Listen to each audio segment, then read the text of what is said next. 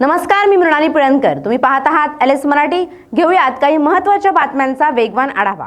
नवी मुंबई महानगरपालिकेच्या पहिल्याच महासभेत गोंधळ. सत्ताधारी भाजपने स्थापित केलेल्या तदर्भ समितीवरून विरोधी पक्ष चांगलाच आक्रमक. प्रशासकीय कार्यकाळातील कामांची चौकशी करण्यासाठी समिती गठीत. भाजपच्या दक्षिण रत्नागिरीच्या जिल्हाध्यक्षपदी प्रशांत यादव यांची नियुक्ती. प्रदेशाध्यक्ष रवींद्र चव्हाणांनी दिलं अधिकृत पत्र. यादव यांच्या नियुक्तीनंतर कार्यकर्त्यांनी फटाके फोडून केला जल्लोष. वाशिम जिल्ह्यात ग्रामपंचायत निवडणुकीच्या हालचालींना वेग. 163 ग्रामपंचायतींसाठी प्रभाग रचना सुरू. ग्रामीण भागात पुन्हा एकदा निवडणुकीचं वारं वाहू लागल्याचं चित्र. तुळजापूर तीर्थक्षेत्राचा कायापालट होण्याच्या दृष्टीने महत्त्वपूर्ण पाऊल.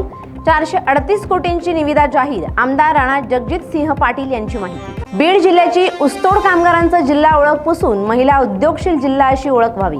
महिला बचत गटाच्या सदस्यांशी प्रत्यक्ष संवाद साधताना बजरंग सोनवणेंचं वक्तव्य.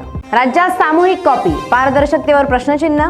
31 कर्मचाऱ्यांचं निलंबन. शिस्तभंगाची ही कारवाई. 6 ठिकाणी सामूहिक कॉपीचे प्रकार समोर. भूखंड विक्रीतून 9405 कोटींची कमाई. MMRDAची विकास कामांना गती. उद्योग आणि व्यावसायिक क्षेत्रातून मोठी मागणी मिळाल्याने प्राधिकरणाचा महसूल वाढला.